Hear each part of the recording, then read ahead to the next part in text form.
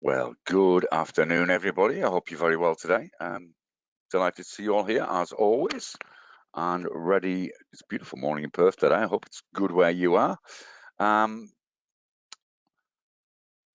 Just okay, Ross. No worries. However long you can make it is good. Let's just quickly do a couple of things. First of all, let me know. Hi, Shane. Let me know you can hear me and see me okay. I guess you can from coming from Shane. That's good.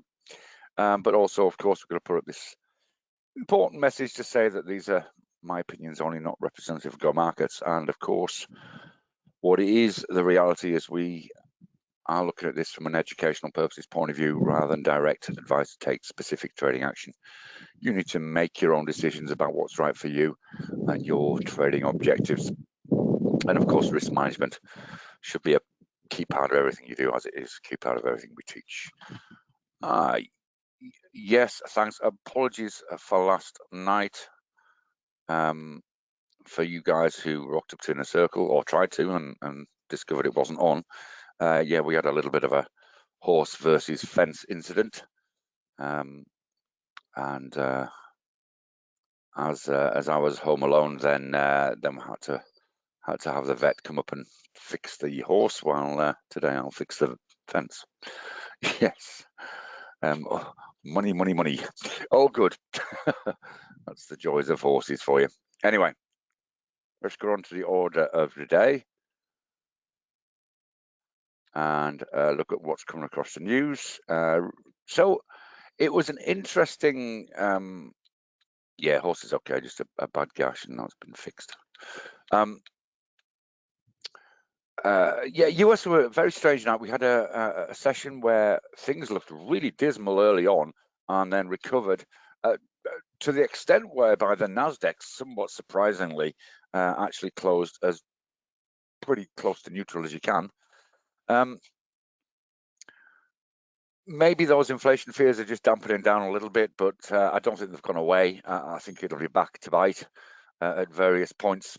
And one thing I think I said, sometimes it's difficult to know when I said what, but certainly over the last couple of days, and certainly on Tuesday, there was a little bit of caution about taking any direction, really, not just long trades, but short trades too. And really that remains, although there's still, I must admit, I still have a bullish tilt. I don't see major headwinds apart from the inflation thing. The earnings came in all good. Commodity prices still have pulled back a little bit this week, but it's still looking positive. So, but the other thing is there aren't many tailwinds either. There's a couple of things in the pipeline that are interesting going forward, but they are still very much in the pipeline, I guess, with things like infrastructure spending, etc. So that inflation data, whenever it comes out, both from a CPI point of view and a PPI data from a business angle, will be important. So whenever there's that sort of data kicking around, particularly out of the US, it's going to be important, but all global inflation data is going to be looked at. Additionally, of course, COVID has not gone away. India has recorded their worst day ever yesterday, and but on the positive side, we've got the US opening up even more, and the UK and Europe both shoving vaccines in people's arms as quick as they can. Not surprisingly, the Germans have done a great job again. The UK is doing okay, but now some of the other European countries, after a relatively slow start, are starting to sort of catch up a little bit. So all that's good, not only from the economic point of view, but also some of those stocks that have been battered over the last few months or the last year may well see some. Good day, David. May well see some improvement too. And there's in fact one that we're looking at right now, which we referenced, I think, on Tuesday. US futures near neutral. Asian markets are surprisingly mixed in early trading. We'll have a look at that in a moment. And of course, the US dollar index is bounced around all over the place. With that equity market sell-off, there was there was some strength coming back into USD after it broke a key support at 90. It's moved back up to there. We'll have a look at that in a moment. But obviously that reversed all of the previous days' losses, and so sent currency markets back to where they were a couple of days ago. Precious metals, you would expect to have moved significantly, but didn't. Again, we'll have a look at that now. Obviously, cryptos are getting hammered. That's hitting the headlines. We've got all the cryptos in bear market territory. We've got Bitcoin and Ethereum down 40% plus. And we did reference this on Tuesday, and one wishes we'd taken a short position in that. But Bitcoin got absolutely smashed yesterday and did regain a chunk, but we'll have a quick look at a chart, because I don't want to spend too much time on cryptos. Inflation and jobs data is already out in Australia. The inflation data came in softer than expected, which is good, and the jobs data was pretty well around what was expected, possibly a little softer than was hoped, maybe. But again, in terms of the implications of that, it does suggest the RBA has the ability to stay on hold for longer than perhaps it would do if that jobs data and inflation data were both starting to come up. Outside of the data that's already come out today, there's some industrial production numbers I think came out of Japan this morning. But outside of that, there's not a massive amount going on until this evening, when we get the weekly jobs number out of the US and the Philly Fed manufacturing data, both of which have the ability to move markets, of course. So let's just have a look at some stuff. Here's the futures. Now you can see they're pretty neutral, possibly a little bit on the downside, but they are holding up okay in terms of where they opened in Asia. They did open a little down and really haven't moved a great deal since then. But we'll again have a look at charts. And you can see the USD is a little flat. Some buying coming into the commodity-based currencies. You'll see both the Aussie and the Kiwi are outperforming there. There's gold and silver slightly off in light of that US strength yesterday. There's a little bit of continuation in that. There's a key level on gold we'll have a look at. And oil has pulled back, but it's holding its own. Copper is still being sold off. So quite a significant pullback in copper, despite the fact that I remain quite bullish about it in the medium term, it was very overdue a pullback, as you can see by that little chart I put up there. So I suspect it's possibly near support, and I'll give you a reason for that in a moment. If we look at the economic calendar, as I said, the major bits of data coming out, there's not surprisingly the People's Bank of China didn't move interest rate. There's that softer inflation number, and you can see the employment number. Employment rate's down slightly better than expected, but the employment change is worse than expected. So by a few thousand, by 30,000. So that isn't a very mixed picture there, but as I said, it probably gives the RBA a chance to move. So the PPI data might be interesting out of Germany, but really after this morning, it's really all about tonight. And we can sort of see there's the continuing jobs claims. It'll be interesting to see what Christine Lagarde has to say. And there's the Philly Fed as well. That is an important piece of data. Tomorrow we've got PMI data coming out of Australia, which is going to be important, and we've got retail sales coming out of the UK, and PMI data coming out of everywhere else. So quite a big day today, tomorrow as well. Just be aware of that in your decision making, perhaps. Okay, so let's have a look at some charts and see what's going on. I just thought I'd put up a couple of things just to show you what's going on here. APT entered yesterday. I'll show you why that. Qantas, I'll show you that in a moment as well. And Zip. Copper is slightly off. We'll have a quick look at that chart in a moment. And then Nasdaq's just bimbling around. So if we look at the US 500 daily, yeah, it is over 100K. So it has jumped up quite a lot over the last month. Okay, so we see the US 500 daily. This candle is very interesting. So you'll see how it, if we just look at the maybe the 30-minute chart, you can see how we recovered most of those losses last night. and that's created that candle on the daily chart. We're about where we started in Asia, but that's what created that candle. Not moved at all much in Asia so far. So really we can sort of see, well, look, there's a rejection of a move back down to 4050. That could be quite important going forward. By no means a bullish picture in any way, shape or form, but nevertheless interesting. If we look at the Nasdaq since Asian Open, you can see how choppy it's been, really sort of whipsawing up and down within a relatively tight range of around about what's that? It's around about 50 points. So as I said, quite choppy towards the middle of where it's been in the day so far, and pretty close to where it opened this morning. So lack of direction really on the indices going forward. So that uncertainty is undoubtedly there. If you look at the daily chart on the Nasdaq, looking a little bit triangular if you look at the closes. So we've sort of got this going on here, and we've got this going on here. So that's smacking a market uncertainty, and you can see how it's around this key level of around about 13,200. So as I said, the market just looking for something to give it something to hold on to in terms of direction going forward. Reference the US dollar. This obviously has implications across a number of different asset classes.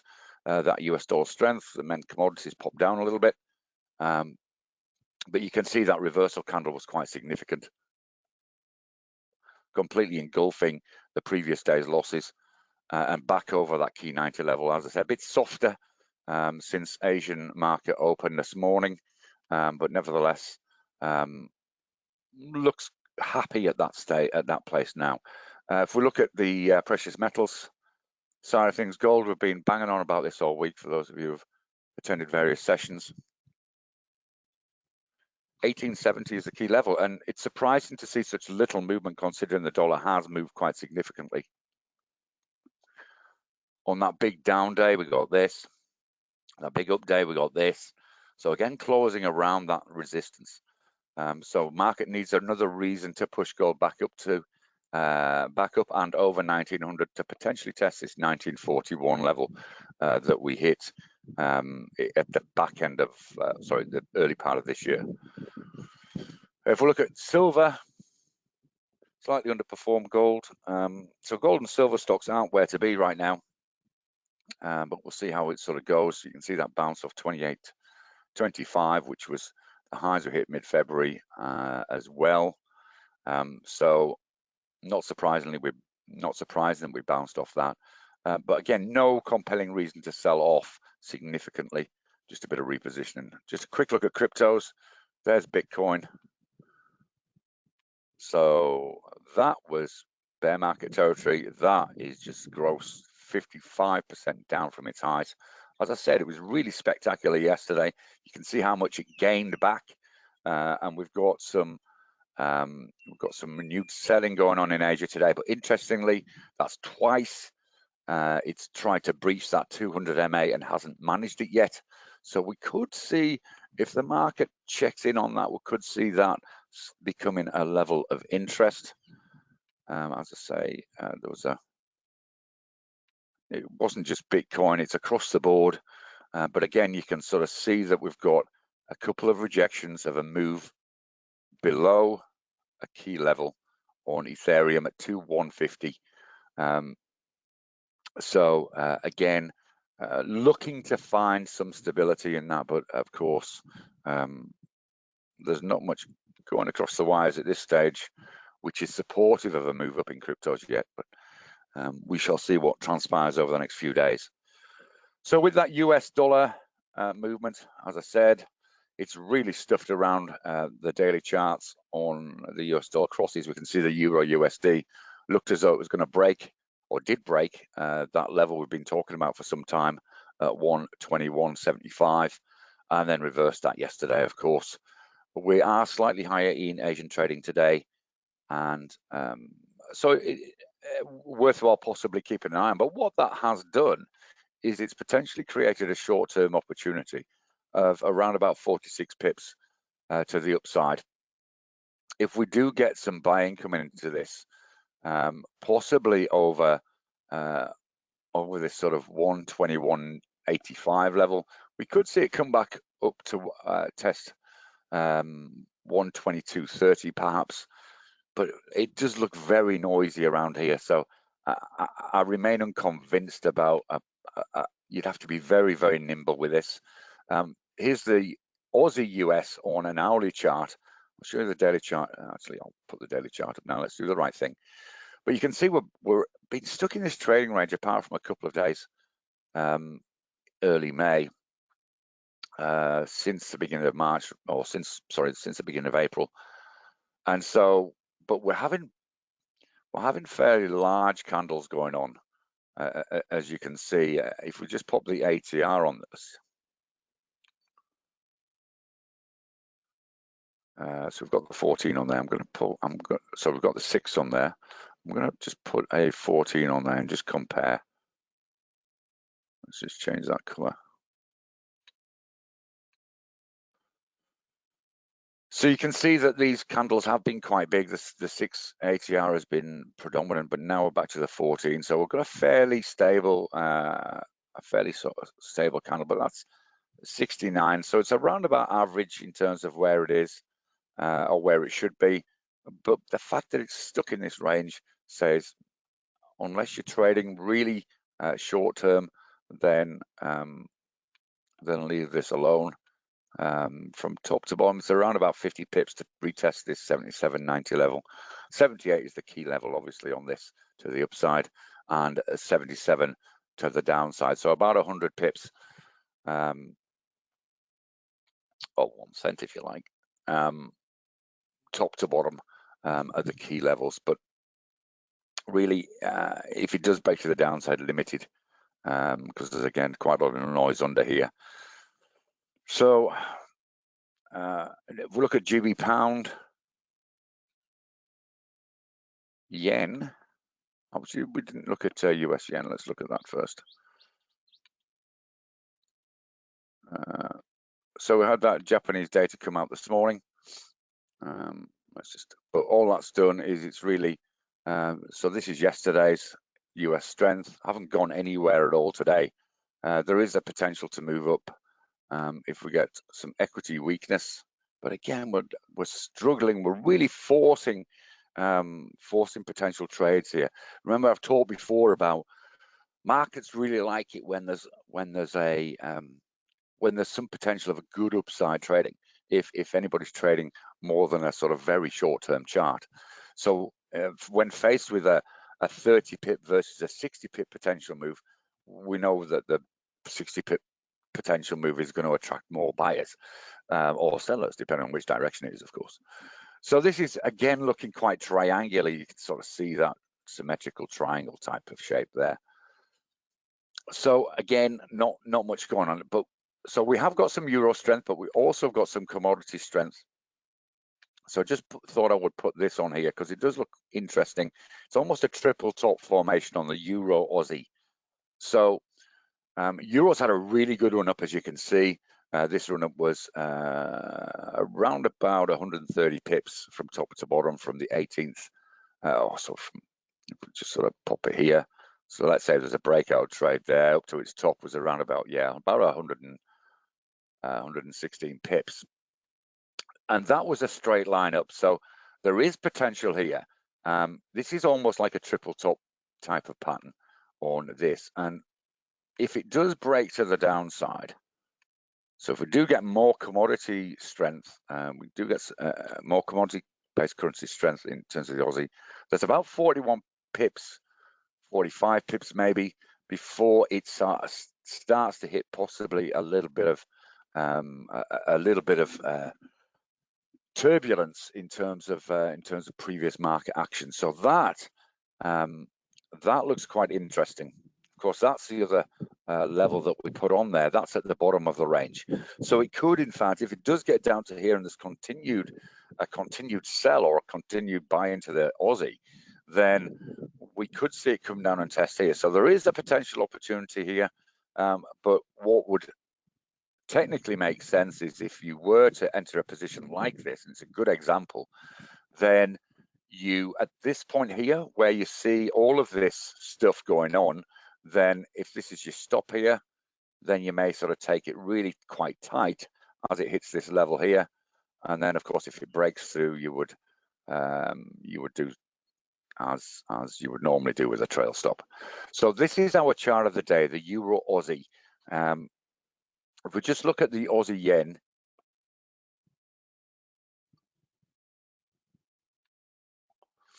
and again, we'll look on the hourly chart. The reverse is the case here.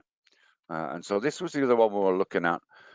We liked a break potentially of 84.50 to the upside, but then we sort of said, well, again, look at all this noise around here, which means this upside is possibly limited to, again, sort of around about the 18-20 pip level at best, before it hits some resistance. So that's why we're sort of moving away from that Aussie yen as a potential trade. I reference copper. This is copper on an hour. I'll put it on the daily chart first of all. This is the line, the key line that I identified around about 450. Okay, and this was where it was back in 2011. Okay, so we made a big deal when it broke through this, but obviously it's worked its way back down to retest this level. Now, it tested it yesterday, it's tested it in Asian trading this morning, but in both cases, it doesn't look keen to break through that. And if we look at the hourly chart, you can see that level on there, and the fact that it's bounced off there again. Now, there's not much in this, of course, but if it does break sort of 458, 459, there could be a potential trade there. Even if we look on the, this looked as though it was going to go and go well, but subsequently, of course, pulled its way back down again into a sort of short-term trading range and retested that level there. So, so as I said, that 458 level looks important, and we've got a little way to go on that as yet. It's only 4 or 5 cents, but that's actually not insignificant in terms of a position. So well worth keeping your eye on. I think copper's possibly, if we just maybe pop an RSI on this.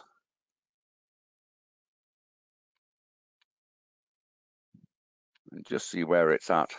Didn't quite hit oversold level, did when it sort of hit this level here during the day yesterday. On the 15-minute chart, on the 30, let's just have a look at the hourly chart. You can see again, it sort of was oversold at this point just due to the velocity of that move down. So just want to keep an eye on. Of course, that has implications not only for copper share CFDs such as Oz Minerals, which has been hurt, FCX, which actually took a little position in last night in the US, but also, of course, if we see commodities rising, we may see some strength coming back into AUD and the New Zealand dollar. Okay, you can't access Go Markets website.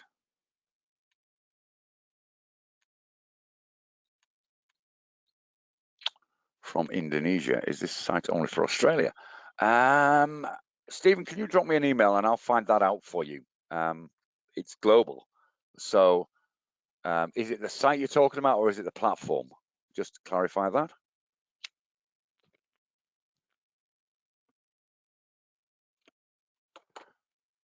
I don't think there should be any problems with Indonesia, but let me know. Let me know, and if you just drop me an email, I'll get you an answer as soon as possible, mate. Because that's. Can you access and block the site? Says security risk. That's very interesting. Okay.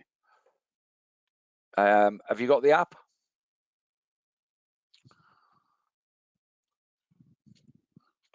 Anyway, drop me an email with exactly what's happening, both on the website, or if it's a platform, or if it's and I'll make sure I address that ASAP for you, mate. Okay, so yep. So as I said, our chart of the day was the rid of it now. Was the Euro Aussie, wasn't it?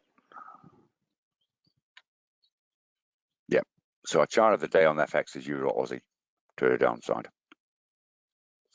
Okay, so on to some share CFD stuff.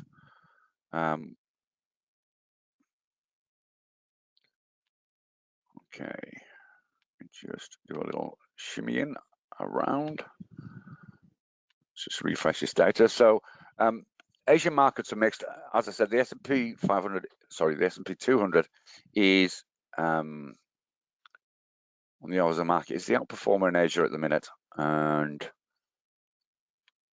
there we go.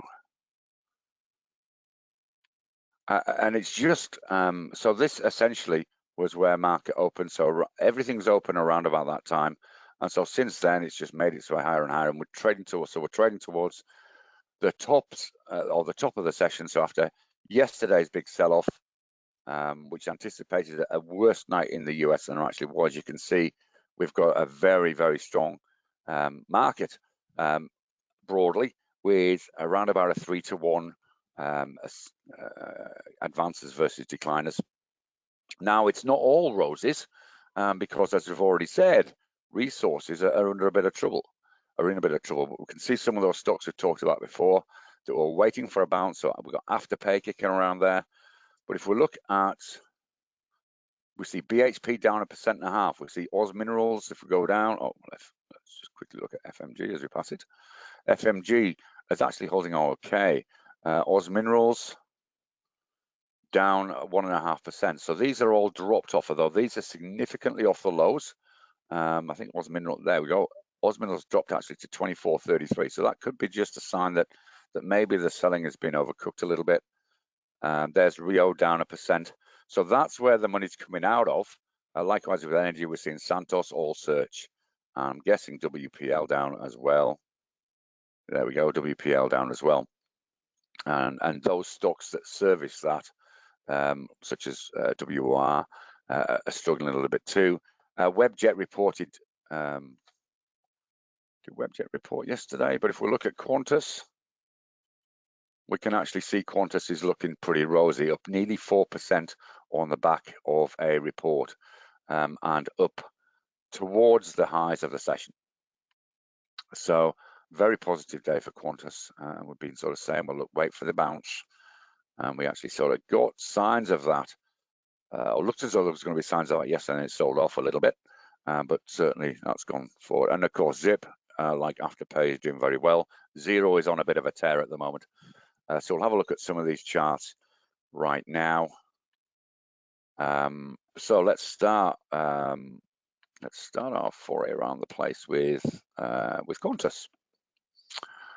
So Qantas, we've got a major bounce on Qantas. You can see it's almost a skewed double bottom. We talked before about 460 being a key level. It opened higher than that, and really, as I said, let's just have a quick look at a 5-minute chart. You can see that's where it opened, and since then it's creeping up again now. So there seems to be some buying pressure coming into that. That's a really nice bounce chart. Certainly in the first instance, we would expect possibly a move up towards that 200 MA. So that's about 2.5% higher than we are now. So that's certainly on the cards. Oz Minerals are referenced. You can see how it's testing this support again, but look at today's action. We started, we opened up there, we dropped all the way down there, and then we're moving back up again. So there could be an interesting, there we go, you can see it in all its glory there. So, but of course, that looks like a double top formation. If it breaks that 2460 level and holds it, that is a double top. So yeah, that's interesting. Let's just quickly look. You can access in Indonesia. I am here, John. Yeah, thanks, John. ASX expired this morning, 6 trades, 6 wins. Good on you, John. Fantastic work, mate. Okay, right. APT. again, we've been talking about waiting for a bounce, waiting for a bounce, waiting for a bounce. Now, I like this yesterday on, just look at this. We actually sort of had a high close there. So it's a bit of an aggressive trade. That has confirmed this double bottom is good to go. And we've had quite a good move up today. In terms of upside potential, we're talking 12% up to retest that $100 level, which is where that 200 MA is. We can draw a line across here, which is around about the same level. So there's that $100 level. That's important. And if we look at Zip, stick it on the same chart. So looking to see which one of these is giving us the best picture. Well, with Zip, let's get this little out the way. You can see where the 200 MA is on this. There was a potential trade here. That was the bounce with a desire to move up that nearly 5% up to test that 200 MA. It looks as though it's going to do that again. If we look at a short-term chart, you can see these are all trading towards the highs of the day. But like the market overall, of course. Now, Zero had a good day yesterday and then sold off a little bit. But here we've got a really important move. We've got a breakthrough the 200 MA at 121.99. So if we close in the top third of that, you can see why this level is important. Not only because the 200 MA is sitting there, but also we can see quite a lot of price action around this level here. Let me just move that a bit more accurately. There we go. So this would potentially be our chart of the day. It's a flip up between this and APT. But if we get this close in that top third, then that would be bounce complete above the 200 MA and that longer term important price level that would support around here, resistance here and here. So technically, this looks very strong, and of course has been pretty well sold off. So it's perhaps the market saying enough already on these stocks, and part of the reason why these are doing well is possibly on the back because of the US exposure that a lot of them have got. We've had some of the retail stocks finishing earnings season in the US. They've come in okay, better than expected, as has been the case in most of the situation. Most of the earnings reports. I think about 87% of the S&P 500 have beaten EPS, which is a record since 2008. Right. How am I getting stocks on the platform? Okay, so Troy, there's first of all, it's an MT5. You've got to have an MT5 account, an MT5 platform rather than MT4. Then you've got to have share CFDs added. Now, what I would suggest is if that fits for you, then you can either go into the client portal and add them, or just give support a ring and they'll do it for you.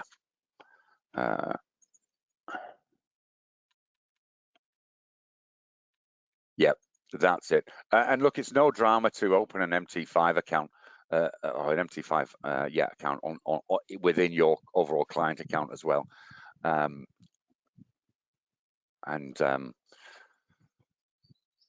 Yeah, I think there's a $22 exchange cost for ASX share CFDs, which you get refunded if you do essentially 2 trades in and out, or 4 trades in total per month. I think the US exchange is free, and then you just add them as you would any other. You can either go into symbols and add it there, or you can go here and you can type in ABC. So if we wanted Adelaide Brighton, we could add that, and there it is, and we just drag it on like so. We just need to catch up. Obviously, that's not a chart of any interest. It's trading within a tight range. So that's why you can't see them, Troy. Okay, right, just a couple of other stuff. Let's just have a quick look at the banks, which have been under major pressure. As you can see, but again, these are looking as though they may be starting to reverse. So this is ANZ, a good example. We'd need to see a break over 27.81. Yeah, look, guys, type in anything you want me to have a look at, either from a FX point of view, an index point of view, or a share point of view. I'm more than happy to have a look at any charts you want me to. For those of you who are new, just slam them up there and we'll put a chart up and talk about it for a minute or so.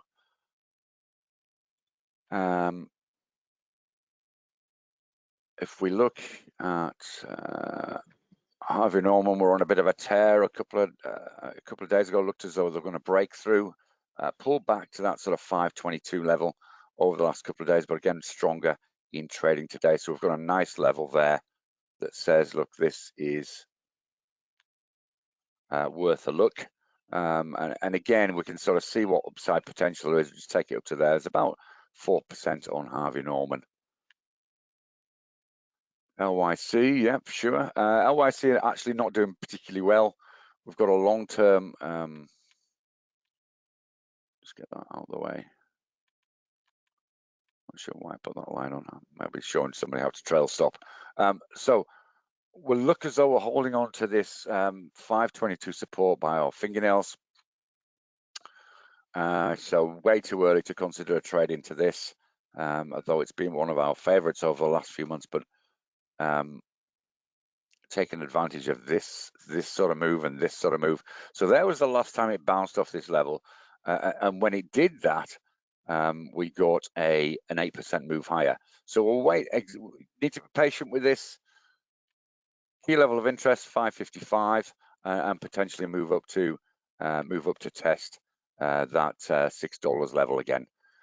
So early, but keep it on your radar, perhaps.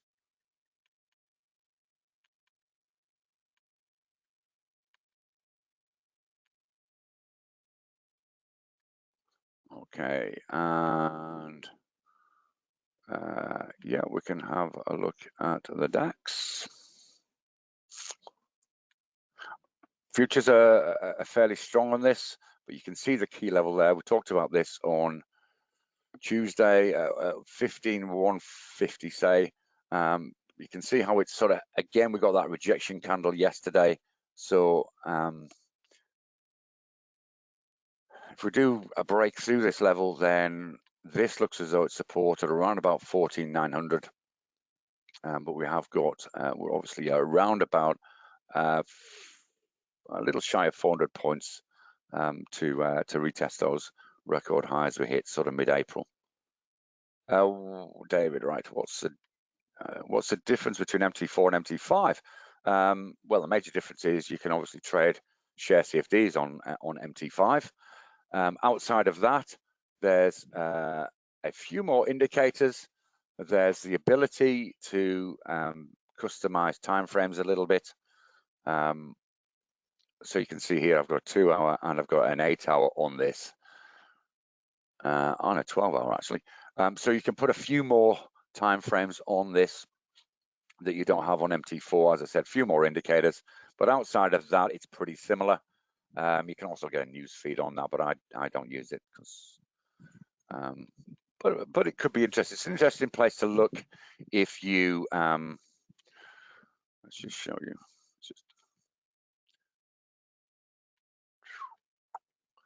Okay, so if we go along, if we look at, I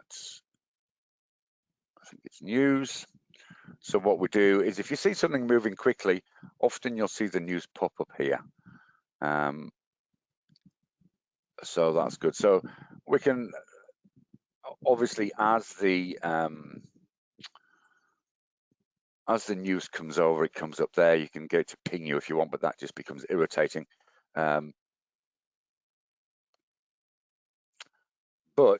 we see something like that come across the wires, and that says, well, let's just have a quick look. So we can have a quick look at perhaps the Kiwi versus one of the current. Let's have a look at Kiwi USD.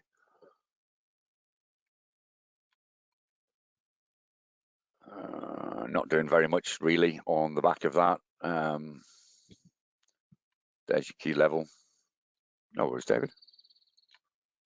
And there's a 24 or 20 pip move up. So really, if getting interested in this, you'd want it to break 71 or 72 cents, I think. But again, you're sort of looking at 30 or 40 pips. Oh, good. Just checking through, see if there's anything else that I haven't done. Yeah, New Zealand dollar yen. So let's put this on a daily chart to start. You can see how it's Kiwi's just sort of come off a little bit, just really taken us back down to key level at 78. So we've tested that yesterday and today. Too early to trade the bounce on looking at that daily chart. On the 30-minute chart, you can see here it did bounce in the session last night, in the US session last night, as we saw the equity markets move higher. But really, since Asian Open, it's moved nowhere. So but we do get a break of this because of this significant down movement here. If we do get a break of this, we could again be up 35, 37 pips.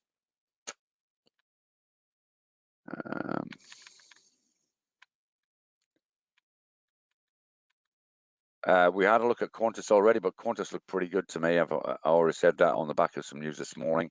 You can see I'm in that on the toolbox. You can see I entered the position yesterday. But you can see how that's moving up very nicely. Broken through that key level at 460. I suspect it may just hit a little bit of a about 3% upside on this in the first instance, maybe 3.5%. But really, we're back. Two ways you could play this: you could just do that and then rip off profits, and then see if it breaks that 200 MA and maybe even that $5 mark again. Webjet. I'll just have a look at Flight Centre. Actually, Flight Centre reported yesterday, and actually, I think beat expectations. Now they're miserable. Whichever way you slice it, that's miserable. Okay, so we're actually testing a support here. Probably wouldn't go short on that just yet. Webjet. Let's just catch up. So Webjet really have just pulled back to a just put on a line chart. You'll see this a little better. So there's the key level on Webjet, possibly even, you could argue, even that 25.50. So we'll just pull back up to that, and possibly on the back of that Qantas strength.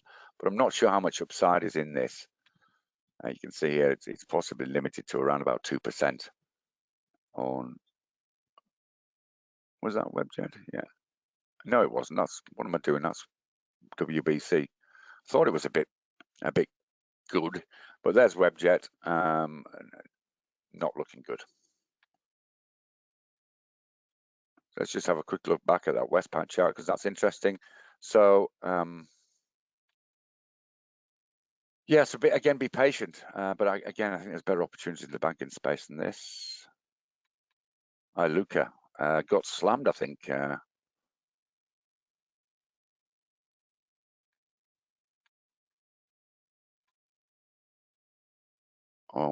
In early trading. So this is really interesting. So this must have been on the back of some news and move like that. But 1750 was when we sort of talked about this has been chart of the day, etc. You can see how 750 is a good level on Iluka. Okay, we sort of, this was our chart of the day back here when it broke through, and we took advantage of this and profit took on that. But you can see today's action is very unusual. Okay, so we had this big gap down, and then we've had a move higher and higher. A trade for the strong-hearted, I would suggest. Can options be traded on Go? No, they can't, Stephen. Not yet. I know it's something that's in the pipeline as looking at it, but not at this stage.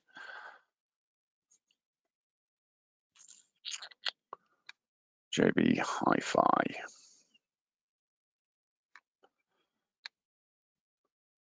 So here's the JB Hi-Fi. Nice move up today in terms of where the daily chart is. We referenced this on There's the level we're looking at, 48.67. Break of that, technically, potentially a move up around about 5%. Kogan is probably okay. New support. Kogan looks to be trying to get into place at around about that $10 mark. Too early to consider this unless it breaks through. So too early for the bounce and not too early for a breakthrough to the downside.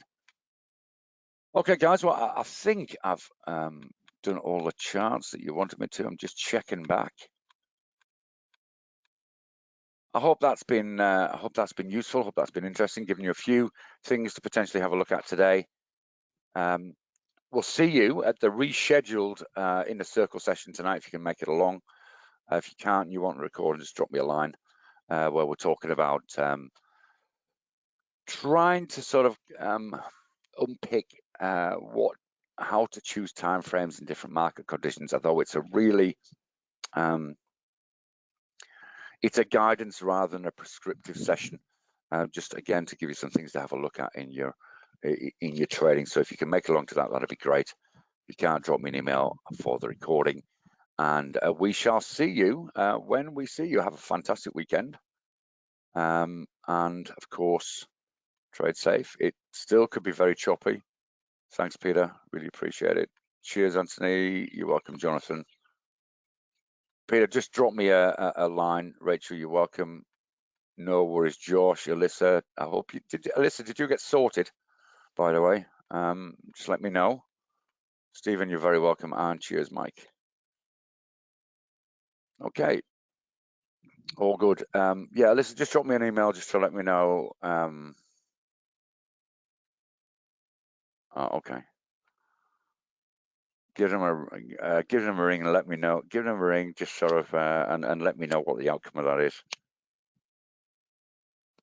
But I will actually give a ring rather than sending a support ticket, particularly if you've got a name. That will be good. Good stuff. Okay, guys, well, take care of yourselves, and we'll see you again very soon. Bye-bye for now.